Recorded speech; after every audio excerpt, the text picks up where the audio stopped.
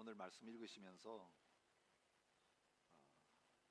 38년 된 병자 고치시는 그 5장의 사건 속에 나타났던 동일한 대괄호가 오늘 본문의 앞과 마지막 부분 뒤에 등장하고 있는 것을 여러분 보셨을 것입니다.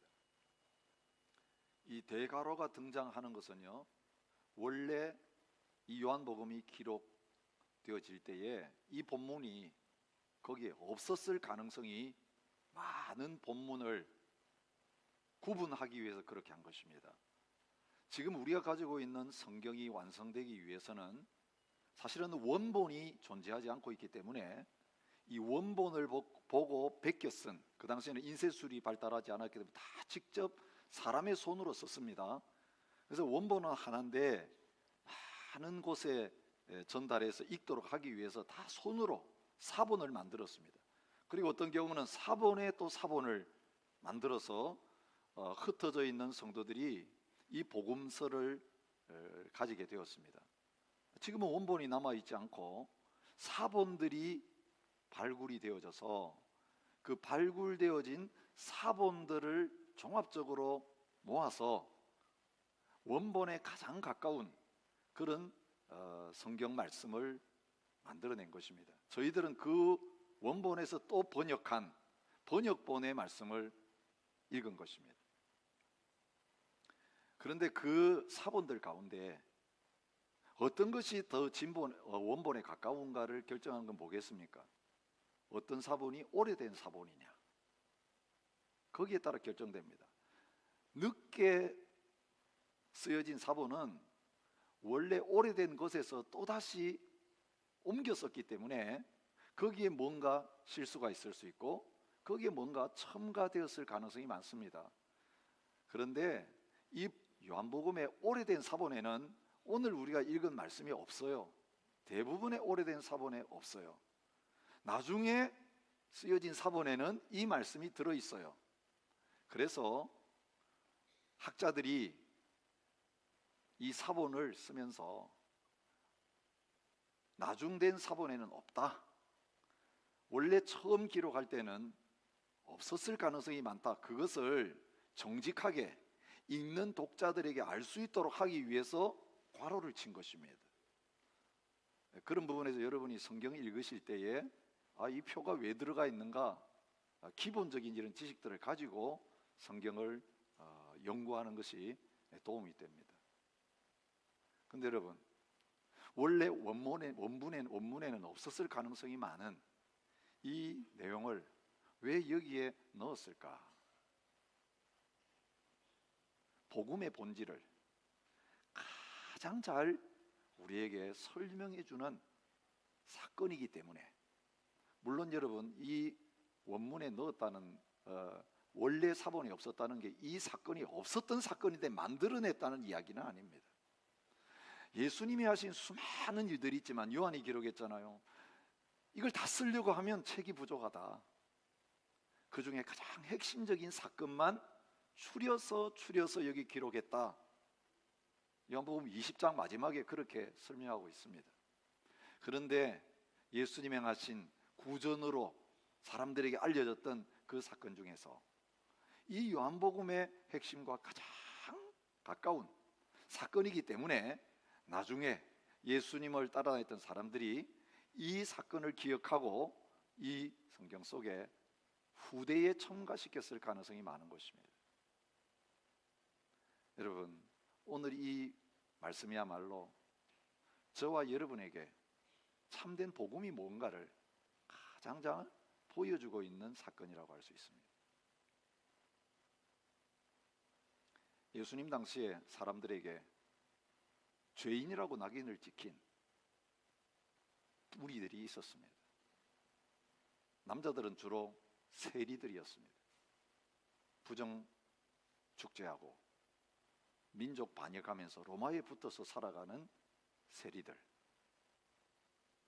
모든 사람들이 생각할 때에 죄인이었습니다. 특별히 여성들 가운데 죄인으로 낙인 찍힐 수밖에 없는 사람들이 있었습니다. 간음한 사람들입니다. 오늘 본문에도 나타납니다. 간음이라는 건 혼자서 안 됩니다. 반드시 파트너가 있어야 간음이 성립됩니다. 그런데 남자와 여자가 같이 죄지었는데 남자는 어디로 빠져나가고 없고 여자만 끌려와가지고 공개 재판을 받는, 인민 재판을 받는 이 자리에 있습니다. 여자를 버리는 게 좋습니까? 안 좋습니까? 남자들이 예수님 앞에 와서 물었습니다. 사실은 간음하지 않았어도 남편 말 안 듣는다고 그냥 음행을 했다. 율법에 있는 그 조문을 끌어당겨가지고 남자 마음대로 여자를 버리던 시대. 그리고 한 번 버림당한 여인은 어디 가서도 결혼하기 어려운 그런 시대가 예수님 시대였습니다.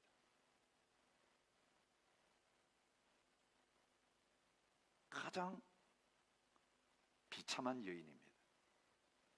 성적인 죄가 드러났으니 얼마나 부끄럽습니까? 얼굴 들고 다니지 못합니다. 평생 주홍 글씨가 거기 따라다니는 여인입니다. 물론 이보다 더 심한 사람들은 몸 파는 여자들이었습니다.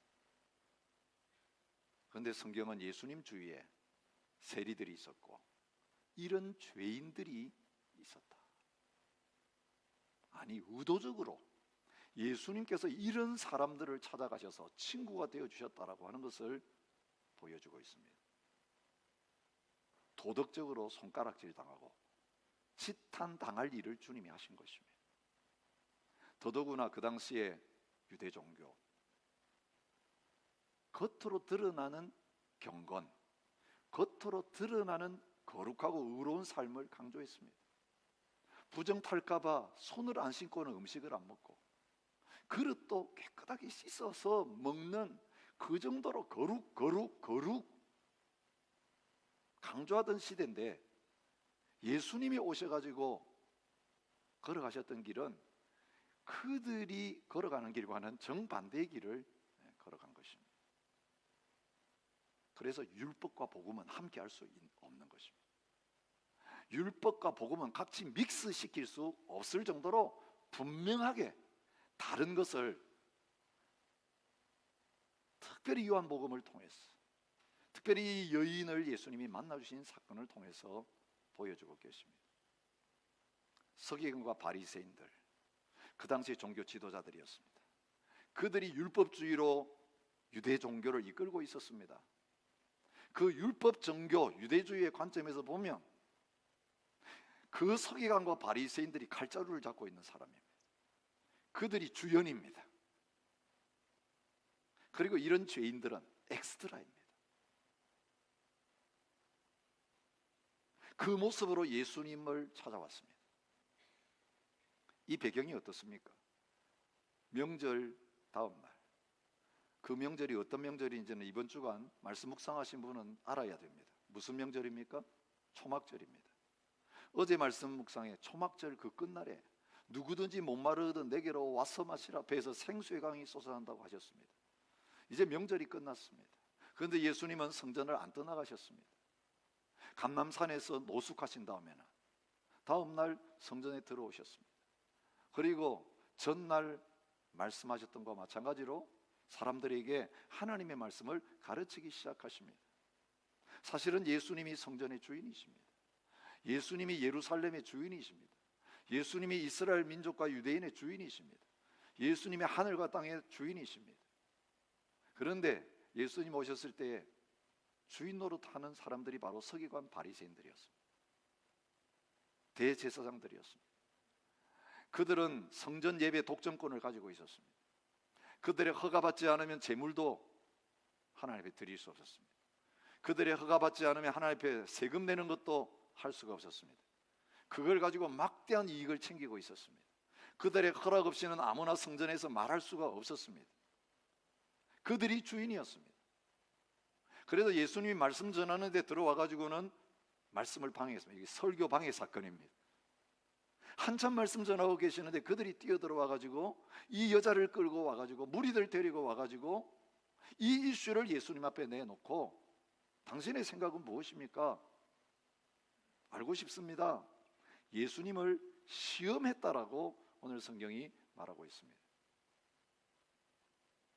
율법주의는 인간이 주인된 인본주의입니다. 내가 주인 돼서 뭔가 하나님 앞에서 해보겠다고 하는 사상입니다. 결국 나밖에 없습니다. 그래서 하나님과의 관계도 깨지고 다른 사람과의 관계도 깨질 수밖에 없습니다. 누가 더 의로운가, 누가 더 나은가, 끊임없는 무한 경쟁하다가 다 죽는, 이긴 자도 죽고 진 자도 죽게 되어지는 그런 현장이 율법주의가 판을 치는 종교 현장이 될 수밖에 없습니다. 여기 현장에 불행하게 엑스트라로 끌려온 사람, 여러분 성경을 보면 유대인들이 예수님 시험한 사건이 무수히 많습니다. 어떤 경우는 말로 시험했습니다. 가이사에게 세를 바쳐야 됩니까? 이혼하는 것이 옳습니까? 세상에서 7명의 부인을 데리고 살 수밖에 없었는데 천국 가서는 누구하고 삽니까? 영생을 얻으려면 어떻게 해야 됩니까? 여러분 복음서에 보면 사람들이 와서 예수님께 묻기는 하는데 답을 얻으려고 물은 게 아니라 예수님을 테스트하기 위해서, 시험에서 올무에 빠뜨려 가지고 공경에 몰기 위해서 질문하는 그런 경우가 많았습니다. 그런데 이 사람들은요, 말로만 예수님을 시험한 게 아니라 어떤 경우는 사람을 데려와 가지고 어떻게 하는가, 예수님의 행동을 보면서 시험하는 경우가 있었습니다. 안식일에 병든 사람을 다 그 예수님 초청한 자리에 앉혀놓고는 저 병자를 고치나 안 고치나 의도적으로 시험한 경우도 있었습니다. 오늘 이 여인, 간음하다가 현장에서 잡힌 여인입니다. 율법에 의하면 마저 죽어야 될, 사형 판결을 당해야 될 여인입니다. 그들이 처형하면 끝인데 그 불쌍한 여인을 성전까지 데려오는 거예요. 그 거룩한 자리까지 데려오는 거죠. 예수님 앞에까지 데려놓고, 예수님, 율법에 의하면 이런 사람 돌로 치라고 했는데 선생님은 어떻게 하시겠습니까? 묻고 있는 것입니다. 철저하게 모든 율법을 가르치고 판단하고 모든 종교식을 집행하는 것이 그들이 주인입니다. 그들이 주인공 노릇합니다. 하나님의 아들 예수님까지도 시험하면서 그들 마음대로 죽이고 살리고 할 수 있는 그 자리까지 놓여 있습니다. 그런데 예수님께서 이 사건 가운데 개입하시면서 이 문제를 다루기 시작하면서 주객이 전도되는 일이 오늘 본문에 나타나고 있는 것을 보게 됩니다. 여러분 읽으셨으니까 알죠? 그들이 기세등등하게 예수님 앞에 와가지고 이 여인을 내려놓으면서 답해 주시오. 여러분 갑과 을이 분명하게 드러나는 이것으로 출발하는데 마지막에는 어떻게 됩니까? 그 주객 노릇, 주인 노릇하던, 그 감 노릇하던 사람 아무도 남아있지 않습니다. 다 가버렸습니다. 누구만 남았습니까? 여인만 남았습니다. 여러분 요한복음에서 우리가 발견할 수 있는 놀라운 은혜 중에 하나는 주님과 한 개인이 독대하는 일을 통해서 하나님의 놀라운 은혜가 나타나는데, 그 독대할 수 있는 자격을 받은 사람들이 누구냐 하면 그 당시의 사회적인 조건으로는 예수님과 독대할 수 없는 사람, 예수님과 개인적으로 만나가지고 특별한 은혜를 받을 수 없는 사람이 예수님과 독대함으로 말미암아 큰 은혜를 잊게 되는 이런 일이 나오는 걸 보게 됩니다. 우리 이미 묵상했던 사마리아의 수가성에 살고 있었던 한 여인 마찬가지입니다. 사람들이 없는 시간에 혼자 살그머니 물길로 왔는데, 여러분 예수님께서 다른 길로도 가실 수 있는데 그렇게 다른 길로 돌아가지 않으시고 이 한 여인 만나려고, 유대인들이 넘어가서는 안 되는, 만나서는 안 되는 금기사항으로 정해놓은 이 사마리아에 들어가시고 사마리아 여자와 만나서 대화하시기 위해서 그 우물가에 제자들 다 음식 사러 보내시고 혼자 남아서 기다리시다가 그 여인 오는 것 만나서 말을 거시면서 그 여인과 개인적인 대화를 해주시면서 결국 한 영혼을 구원하셔서 온 마을이 구원받게 하시는 이런 일을 행하시는 것을 볼 수 있습니다. 이것이 하나님의 은혜입니다. 38년 된 병자를 찾아가셔서 만나주시는 것도 역시 마찬가지입니다. 스스로 주님에게 올 수 없는 사람에게, 그 많은 병자들 중에 주님이 찍어서 찾아가셔서 말씀하시고 그에게만 은혜를 베푸시는 이 놀라운 은혜. 가늠하다가 현장에 끌려와서 죽음을 기다리고 있었던 이 여인에게 주님께서 베풀어 주시는 은혜인 것입니다.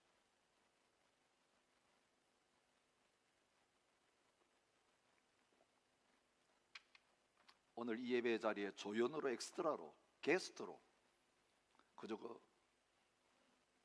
사람들 눈에 띄지 않게 잠시 숨어서 예배 드리기 위해서, 혹은 내 자신이 하고자 하는 어떤 목적이 있어서 오셨던 분, 오늘 이 자리에 계신다면 주님은 여러분을 오늘 이 예배에 히어로로 세우기 원하십니다.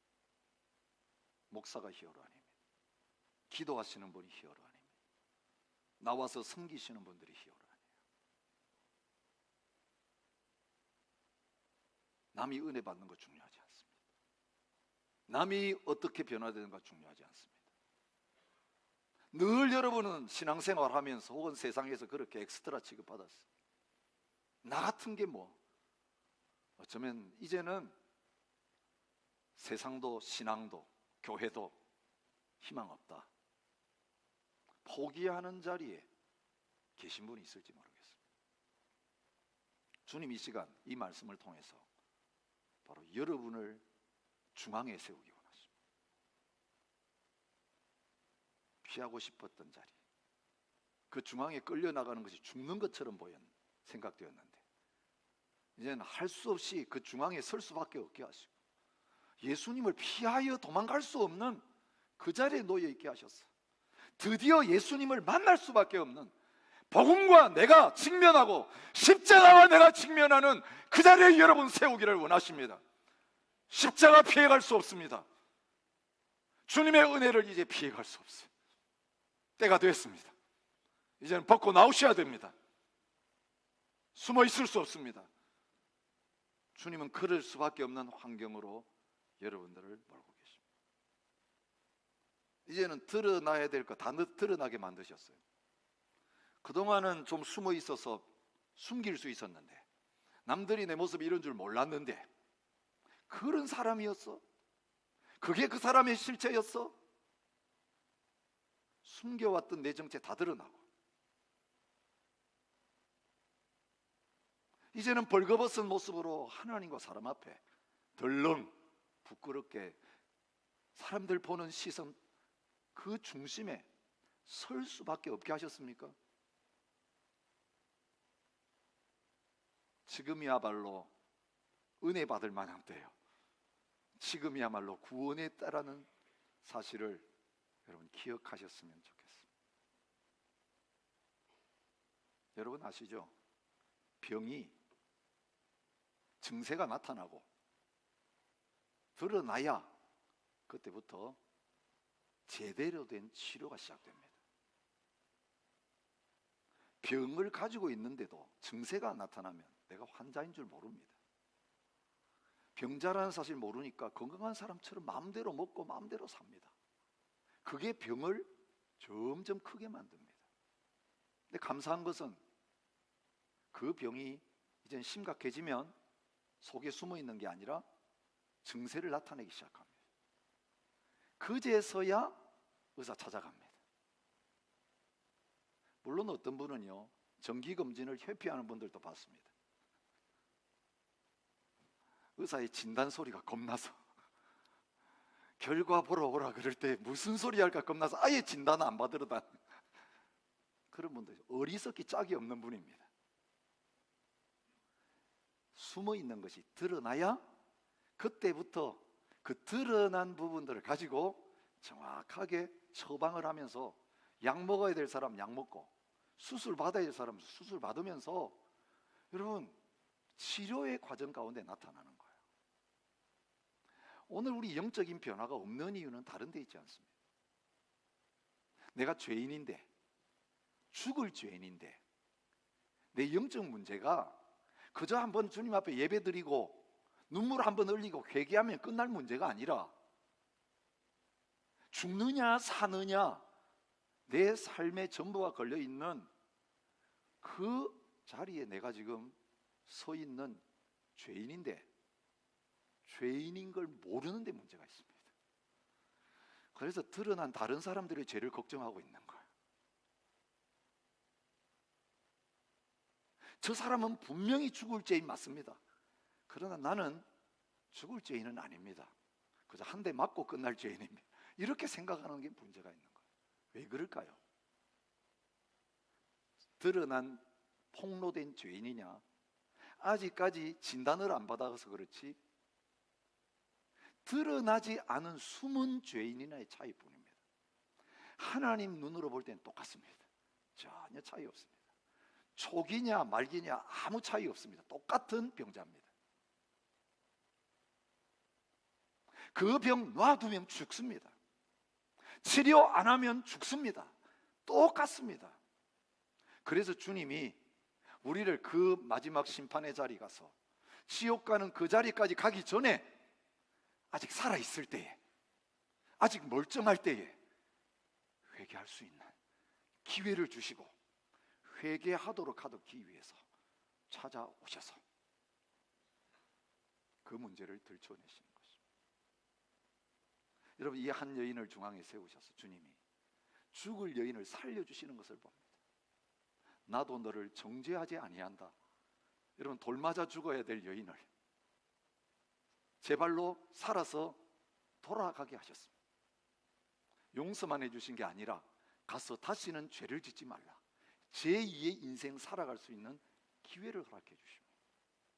여러분, 죄인인 상태로 오늘 예배 자리에 돌아가면 여러분 또 죄 짓습니다. 오늘 우리의 회개가 이래서는 안 됩니다. 나쁜 나무가 나쁜 나무로서 그대로 있으면서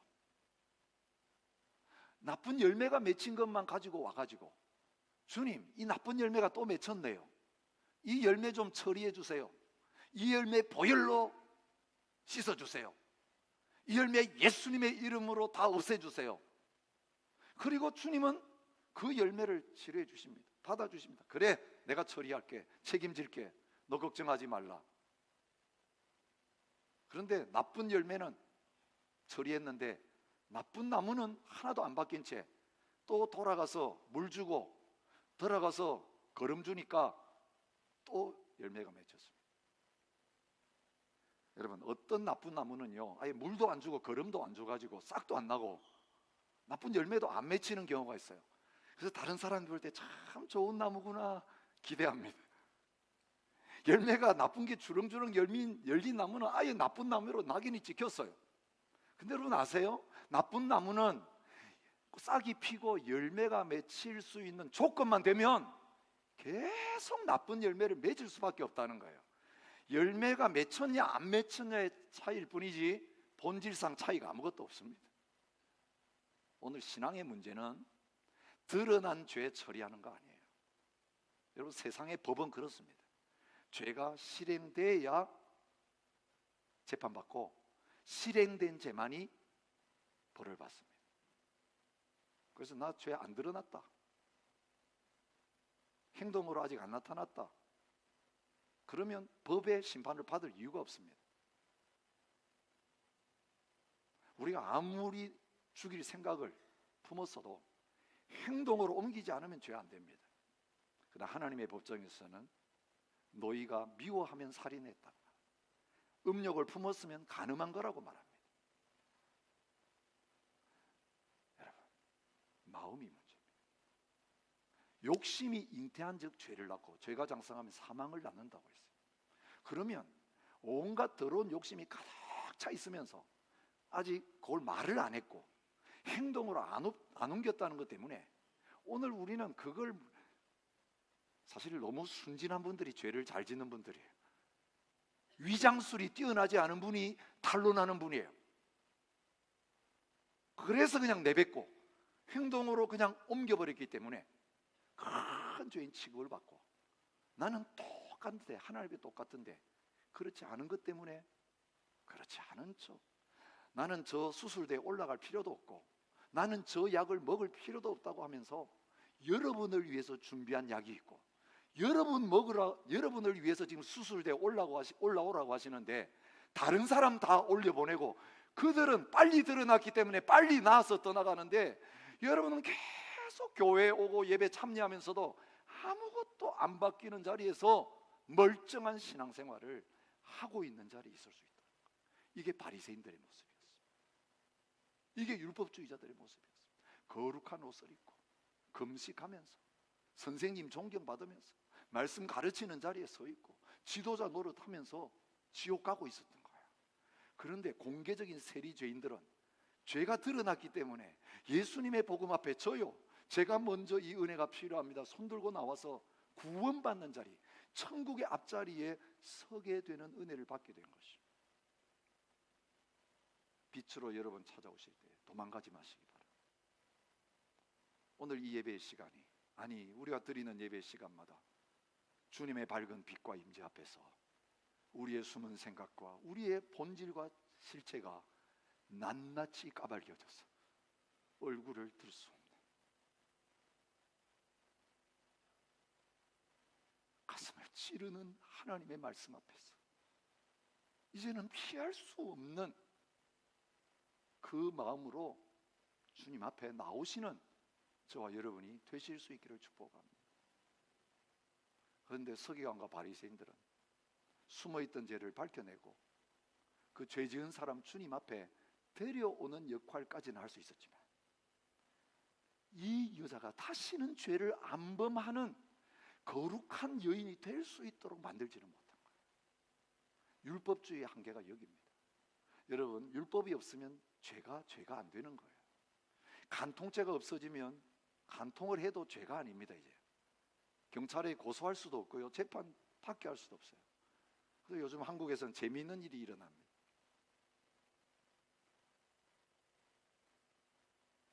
간통한 배우자를 고소할 수 있습니다. 무엇으로 고소합니까? 주거 침입죄로 고소합니다.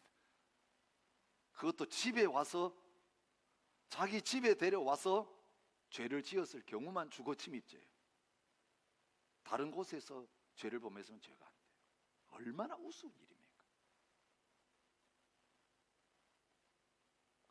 율법은 죄를 죄라고 말하는 그 기능이 있습니다. 그래서 갈라디아서는 이 율법이야말로 사람들을 예수님 앞으로 데려오는 초등학교 교사다, 그렇게 말합니다. 여러분, 하나님의 은혜는 누구에게 준비되어 있느냐 하면 제가 죄인입니다, 제가 죽어야 될 존재입니다를 깨달으면서 어찌하면 살 수 있을까 몸부림치고 죄책감에 시달리면서 괴로워하는 자를 향하여 하나님의 은혜가 준비되어 있습니다. 오늘 이곳에 하나님의 은혜가 강물처럼 흐른다고 할지라도 나는 아니지요, 저 사람 위한 거죠, 저 사람이 은혜 받아야 될 사람이죠 라고 하는 사람에게는 은혜가 비켜갑니다. 사랑이 여러분에게 역사할 수가 없습니다. 오늘 이 말씀을 통해서 하나님은 저와 여러분의 죄를 드러내기를 원하십니다. 우리는 죄인 아니고 심판해야 될 존재라고 생각하면서 죄를 범한 여인, 공개적으로 드러난 여인 끌고 왔던 사람에게 주님이 하신 반응이 뭡니까? 죄 없는 자가 먼저 돌로 치라입니다. 주님이 말씀하실 때는 그들의 죄를 다 알고 말씀하신 겁니다. 결국 이 말씀 앞에 다 돌아갔습니다. 어떻게 돌아갔습니까? 참 재미있는 표현이 있어요. 어떤 사람부터 돌아갔다고 말합니까? 나이 든 사람부터 젊은 사람까지.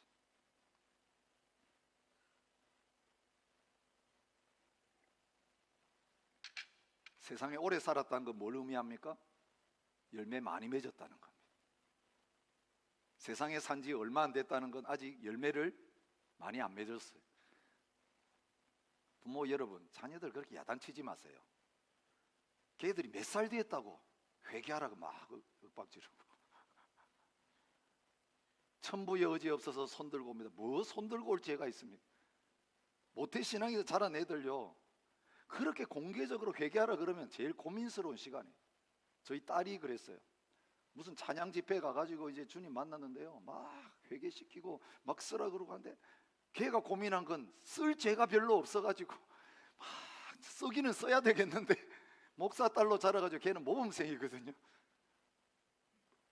그런데 여러분 아세요? 걔도 죄인이라는 거예요. 사람 죽여야만 천부의 의지 없어서 손들고 오는 게 아니고, 죄를 많이 지었느냐 적게 지었느냐 그게 문제가 아니라 주님 없으면, 십자가 없으면 우리 하나님 앞에서 다 죽을 죄인이라는 거, 그걸 성경이 가르쳐주고 있어요. 그러니 죄인으로 태어나서 오래 살았다는 건 자랑할 게 아무것도 없는 겁니다. 하나님 보실 때 오래 산 만큼 죄의 열매를 더 많이 맺은 것입니다. 그래서 나이 드신 분들부터 시작해서 젊은이까지 하나 둘 떠나가게 된 것입니다. 여러분, 성경은 오늘 우리의 영적 상태를 말합니다. 의인은 없나니 하나도 없고 본질상 다 진노의 자녀라고 말합니다. 아담과의 하와의 후손으로 태어난 우리들, 태어날 때부터 죄인입니다. 그 원죄가 우리의 것이 되었습니다. 죄인으로 태어났으니 죄 지을 수밖에 없습니다. 기회만 주면 죄 짓습니다. 주님은 그들의 모습을 돌아보게 하시는 거예요. 율법으로는 사람을 변화시키지 못한다. 정죄하고 판단하고 감옥 속에 집어넣을 수 있을지 모르지만, 죄인을 돌로 쳐서 죽일 수 있을지 모르지만 죄의 싹선 없애지 못한다. 그것을 가르쳐 주십니다. 아무리 야단쳐도 안 바뀝니다, 사람. 우리가 겁주는 게 뭔지 아세요? 목사님한테 일러준다는 거예요. 교회에서는 성도들에게 다 알려버리겠다. 종종 우리 집안에서도 일어나는 일입니다. 당신이 어떤지 실제로 다 알려버리겠습니다. 예. 저는 또 강단에서 알릴 수 있는 무기가 있습니다. 자녀들이 부모에게 그럴 수 있어요. 아빠 어떤 사람인지 몰라서 그렇지 장로님한테 가서 일러 바칠 거예요. 예, 저는 과거에는 두려웠지만 이제는 두려워하지 않습니다. 왜냐하면 알려봐야 제가 바뀔 게 아무것도 없어요. 본질상 죄인인 거 틀림없고 은혜 때문에 의인 되었기 때문에 사탄이 참소해도 두려워하지 않는 그 자리에 세워주셨습니다. 근데 남들한테 알릴까 봐서 벌벌 떨고 있는 거, 아직 주님의 은혜를 모르는 가운데 있는 사람이에요. 하나님 알고 계시는데 사람이 아느냐 안 사는 게 뭐가 중요합니까? 하나님 앞에 심판받아 죽게 생겼는데 부끄러움 좀 덜 당하느냐 많이 당하느냐, 그게 무슨 차이겠어요? 똑같이 죽어야 되는데 벌거벗고 죽으나 옷 입고 죽으나 무슨 차이가 있냐고요. 물에 빠져 죽으나 목 잘려 죽으냐, 그게 무슨 차이가 있겠네요. 죽는 건 똑같은데. 하나님은 의로운 채 하는 그들을 발가벗기세요. 하나님 앞에서 저 드러난 가늠하다가 붙잡힌 여자나 의롭다고 하는 너희나 똑같다. 여러분, 이 주님의 빛 앞에서 그들은 양심의 가책을 받아서 다 떠나가게 되었다고 말합니다. 홀로 남겨진 여인, 공인된 죄인이라요. 주님이 던지신 메시지가 복음입니다. 나도 너를 정죄하지 아니하노니. 나는 의인을 위해서 온 것이 아니라 죄인을 위해서 왔다. 왜 세리와 저 창녀들 같은 여자들하고 같이 먹고 마십니까? 공격받았을 때 주님이 하신 말씀이에요. 병든 자에게 의사가 필요하지 건강한 자에게 의사가 필요하냐. 나는 죄인을 불러서 회개시키러 왔다고 주님 말씀하세요. 여러분, 죄인을 죽여버리면 그는 다시 변화될 기회가 없습니다. 그 죄인 죽어야 마땅하지만 정죄하지 않으시고 심판하지 않으시고 용서하셨기에 제2의 인생, 제2의 삶을 살아갈 수 있는 기회가 주어진 것입니다. 우리가 요한복음을 통해서 발견한 건 뭡니까? 예수님 하나님의 아들이십니다. 아버지의 기뻐하시는 뜻을 행하셨습니다. 그래서 아버지의 권한을 아들에게 다 주셨다고 말합니다. 하나님만이 가지고 계신 권한이 뭡니까? 심판하는 권한입니다. 그런데 아들 예수님에게 심판하는 권세를 주셨다고 주님 말씀하셨습니다. 다른 사람은 돌 던질 자격 없어도 적어도 예수님은 돌 던질 자격이 있으십니다. 이 여인 정죄하실 자격이 있는 분이 예수님이십니다.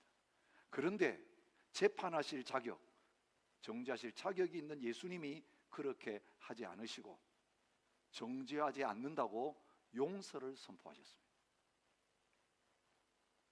여러분, 용서를 선포하는 게 쉬운 것으로 생각되십니까? 아니에요. 내가 너를 정죄하지 않는다는 이 말 속에는 복음이 들어있습니다. 예수님은 죄인은 정죄하지 않으셨지만 자기가 용서하시고 품어주신 모든 죄인들의 죄를 자기 이름으로 다 바꾸시고 그 죄값을 다 혼자 짊어지시고 그 죄에 대한 심판을 받기 위해서 골고다 언덕 십자가에서 벌거벗은 채 못 박혀 죽으셨습니다. 여러분, 그 사람의 정죄를 내 것으로 받아들이는 그 은혜가 있었기에 예수님은 죄값을 자기가 다 당하시고 그에게는 용서를 선포해 주실 수 있었던 것입니다. 우리 중에 그렇게 할 수 있는 사람 아무도 없습니다. 그러니 함부로 정죄할 수 없습니다. 함부로 심판할 수 없습니다. 우리가 다른 사람 용서하는 조건이 그 사람이 바뀌면 용서한다? 아닙니다. 내가 잘못이 없으니까 용서한다? 그것도 아닙니다. 모든 용서의 근거는 다른 거 아닙니다.